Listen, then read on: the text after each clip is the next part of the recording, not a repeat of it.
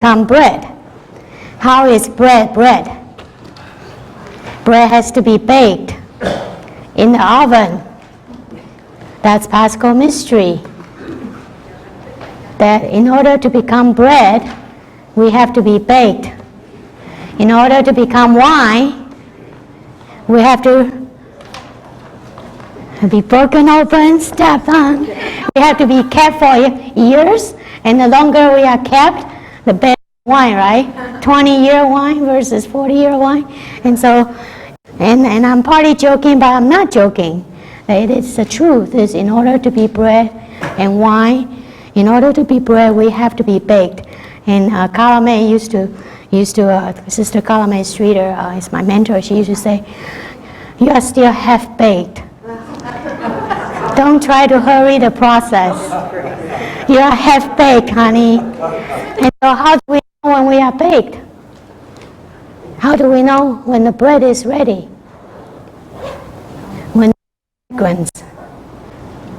When there's fragrance, when there's the fruit of the Spirit, that's when we know we are baked. That's when we know, oh, maybe there's something going that we are finally through the process, but the process can be a long time, so I'm going to talk about process. The wine, you can taste the wine. Wine that's not fermented enough does not taste good. And so far, unfortunately, fertilizer does come from manure, and the process is Paschal mystery. The process of becoming bread, the process of becoming wine is living the Paschal mystery. So it's what Jesus had modeled for us, the passion, death, and resurrection of Christ, that Christianity is not end with death, and with resurrection. And it's about suffering, it's about what we do when we are faced with suffering. That's what Jesus modeled with for us, and especially when we are faced with unjust suffering. So it's also about forgiveness. And forgiveness is very much an important, essential ingredient of being bread and wine one another. Without forgiveness, it's not having the yeast for the bread and wine. So as you can tell, I like stages, different one. For me, there are 4 stages of living the Paschal mystery. And I'm going to compare the Paschal mystery, Jesus' death and resurrection, with butterfly, caterpillar, transformation, and also using the Exodus. Some of you have heard this many years ago. This is a little bit more fermented talk in comparison to a few years ago. We are always marinating and getting marinated, right? So the first stage, caterpillar eating, going through life, is about living in Egypt. It's about being a slave to our disordered desires and disordered attachment. And oftentimes we are not even aware of it because we are so compelled.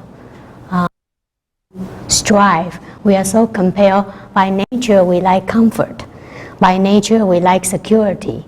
By nature, we want to avoid pain. And so Egypt, there is different meaning.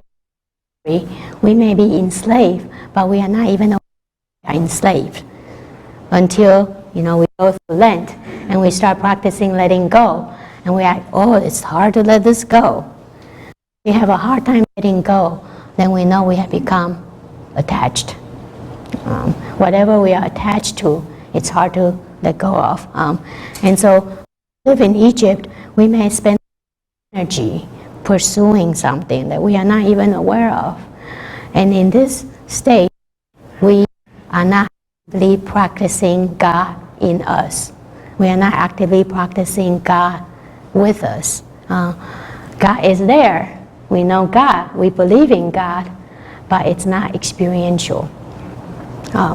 In order for the experience of God with us become real, we have to go through the Lent, we have to go through the desert, we have to go through Good Friday, Holy Saturday to come through Easter. So we can't skip the stages. The Easter without Good Friday is not Easter. True Easter is the Easter that has come through Good Friday knowing that all will be well, all shall be well. It's the knowing, the having experienced death in different ways and coming out to the other side, knowing. And so if you think about the first day, and God does not let us stay in Egypt. Life has a way of shaking us up. Life's ups and downs has a way of pushing us out of our comfort zone. And we can scream, and we can say, I hate this. We get pushed out in some way. God, it's also our own compulsion, Enneagram, our own ways of setting up security. Eventually, it's not going to work. Our own compulsion, our ways of setting up security, our ways of pursuing, eventually, it's not going to work. Our health may fail, our relationships may fail, something is going to fail. And then we say, how can this be? But let us to practice becoming aware of what we hold so tightly, what we hold down to. It's by stripping that we become aware of things that we depend on. For example, when somebody loses a job, years ago, when my husband first got laid off, I was very scared, and because I was still a doctoral student at that time. And during that period of a few months, I became very aware of my fears. I depended on his paychecks for my security, not God. When we lose something, suffering often related to losses. We lose something, we say, how can this be? How can God let this happen? What we are struggling with is really assumptions about life. Our assumptions about what life should be. Our assumptions about what we like life to be. And also our longing and our desires. And so the process of Lent and actually Good Friday and then wilderness is actually a process of purifying our longing, our desires, helping us to reorder our attachments, and then helping us to experience God be with us. And so Egypt, and then it's Lent and Good Friday, the losses, the suffering. It could be a loss of marriage, loss in terms of retirement. For some people, retirement is a huge loss because it's a loss of identity, it's a loss of roles, loss of position, loss of feeling, camaraderie with co-workers. It could be in terms of loss, relocation. Again, life brings us different losses, and it feels like dying sometimes. The loss of loved ones, the loss of health. These losses make us feel like dying sometimes because it involves a lot of mini psychological deaths. We have to adjust. We have to let go of our hopes and dreams. We have to let go of who we think the other person is. We have to let go of who we think we are. There's a lot of letting go in the process of when Lent and Good Fridays arrive. And there's a lot of suffering. And the suffering, sometimes it's unjust. Jesus' suffering was totally unjust. And even Jesus struggled with that in the garden. What do you think about sweating blood? That's quite a struggle, right? Sweating blood. What was Jesus struggling with? I wonder whether Jesus, I did nothing but love, and this is what they're going to do to me.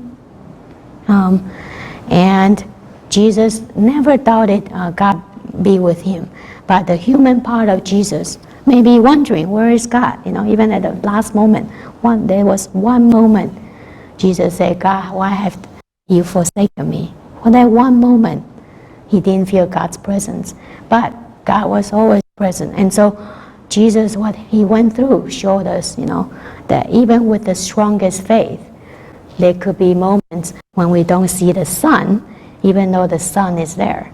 It's just behind. The sun is behind the cloud, but sometimes we don't. And so the struggle could be very, very intense. And the stripping, we don't like the stripping because the stripping feels very painful. But the mystery of, that's why it's called Paschal mystery. The mystery of Christianity is, it's through the stripping that we become bread and wine. It's through the stripping that we are able to become who God intends for us to be. And so the first is Egypt, and then the Good Friday, the suffering, Lent. And then the next stage, nobody likes either. It's the wilderness.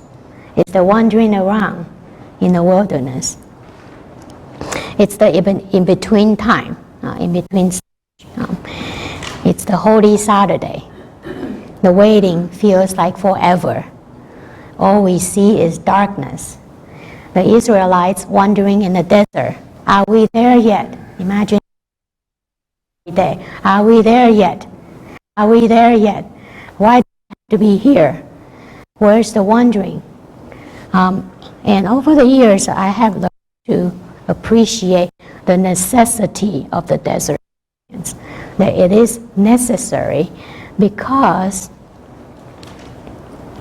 the people are very good living in Egypt do not make good pioneers in this land. Okay? The people who are very good in Egypt is not the same kind of people living in the promised land. Promised land, you know what they had to do entering into the promised land? They have to fight. The people who are used to be slaves cannot fight. They are not warriors. It's about slaves into warriors.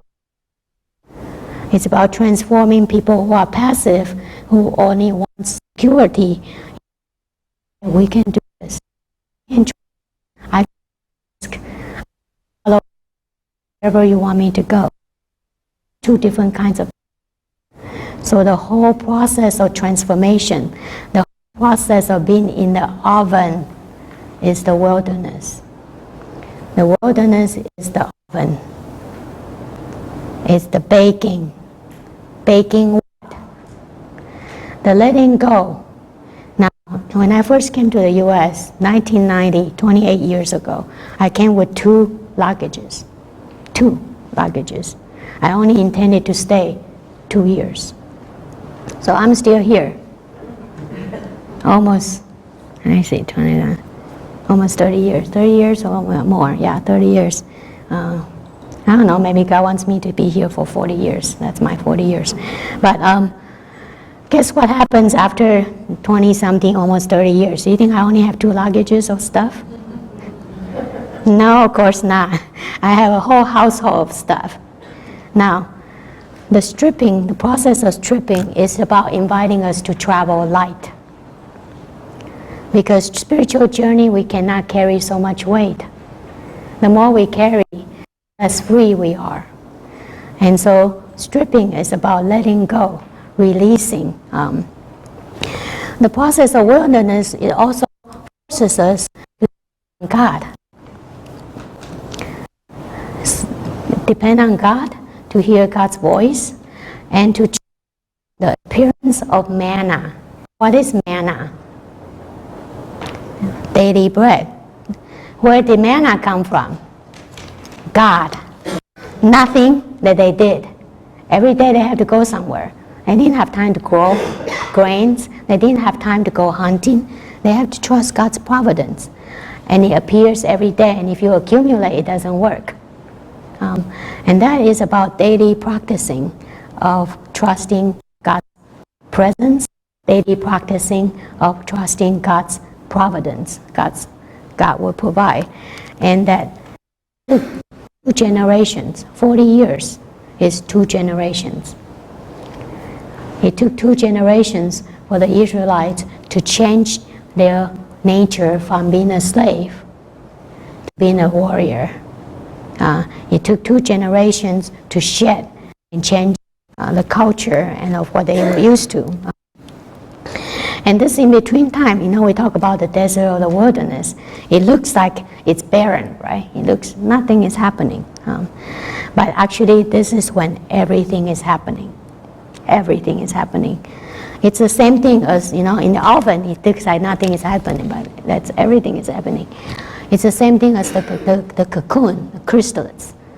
Caterpillar, after a certain stage, it starts to prepare entering into their chrysalis, cocoon.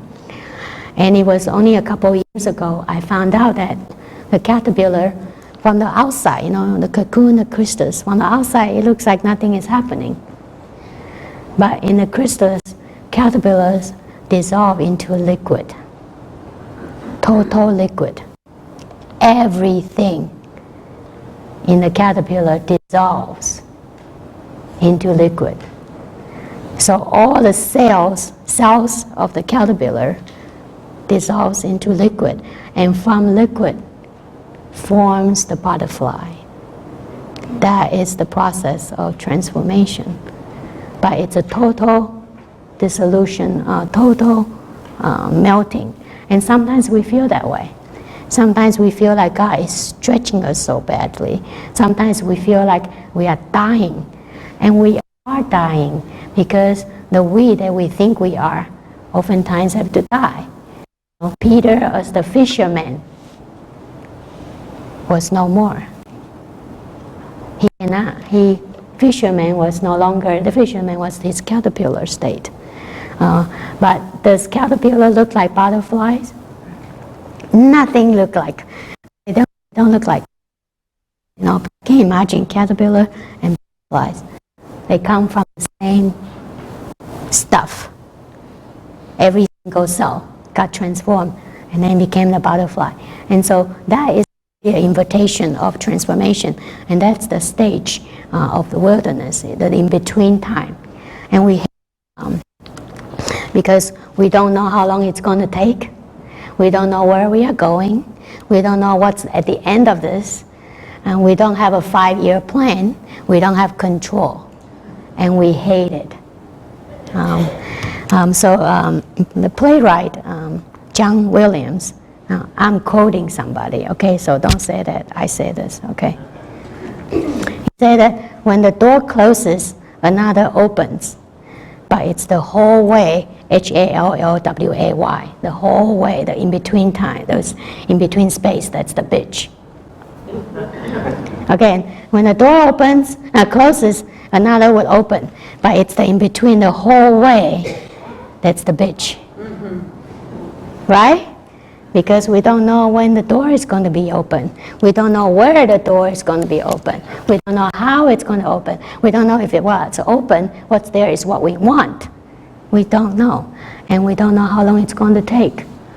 And so we sit in the oven and we complain and we hate it. But then when we collaborate, eventually we start noticing.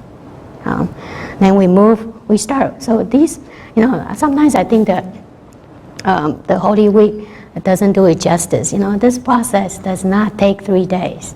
Good Friday, Holy Saturday, and Easter Sunday. No. Sometimes we stay in Holy Saturday for years.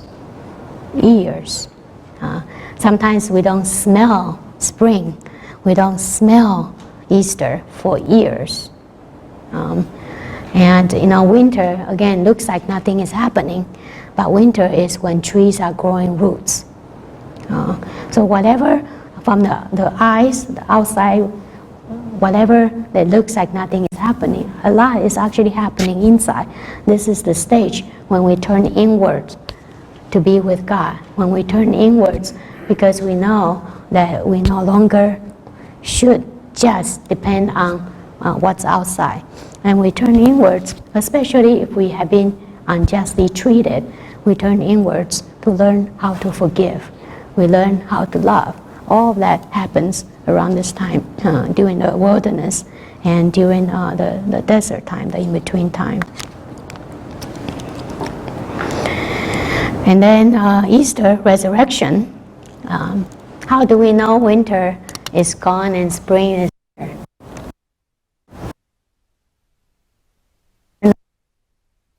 No, it doesn't.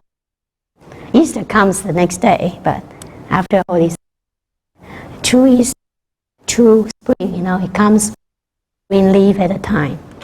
It comes one daffodil at a time. It comes a little bit of life at a time, just a little bit, and we feel okay. It is just not so hard. We can smell the fragrance of the bread in the oven a little bit at a time. And as I mentioned earlier, true Easter is the Easter. It's the knowing that has come through Good Friday and Holy Saturday. It's the knowing that has suffering and say, I know God is with me. I know that God is in me. I know that I am in God. It's no longer just beliefs here. It's not just that I believe God is with me. It's that I know, because I've been through my worst fears. I have lost what I cannot imagine losing. I have gone through this kind of suffering that I could never have wanted anybody to have to go through. And after having done that, I know that God is with me, and I know that I can love, and I know that God loves me, and that I know that I can forgive, and I can choose to be the person that God calls me to be. And so as we experience that, we actually experience ourselves as qualitatively different. As I mentioned, butterfly and caterpillars don't look alike. Qualitatively, we become different people. We go from fears to still fear. We're never without fear, but we are more daring because there's more trust and faith. We are more daring to say yes. We are more daring to say, okay, I'll follow you, because it comes from knowing in our experience that God can be trusted. As human beings, we are always going to have fears, but the degree of fear becomes less because we have more trust, and we become more able also to trust the unknown. We become more able to not have to control everything. And so these are the stages, again, being in Egypt, Lent and Good Fridays, wilderness, and then Easter, new life. That's the process of transformation. That's the process of Paschal mystery we are invited to go through. Sometimes we are invited to go through big losses. Sometimes we go through small losses, and we adjust a little bit at a time. And hopefully, each time we go through the process every year, the liturgical year invites us to be intentional about this process. And so Lent is actually not just about giving up chocolate, even though giving up chocolate can be painful, but truly what we give up has to hurt. For us to know that we have become dependent on that thing, in the sense of, whatever we invest a lot of energy in, when we actually give up something, it hurts. And the invitation is not to suffer. The invitation is to become more and more aware of our priorities, and more aware of our disordered desires. And the invitation is to become more and more able to be aware of God being with us, and that we are invited to live in the presence of God, and to be there to love and serve one another. So thank you.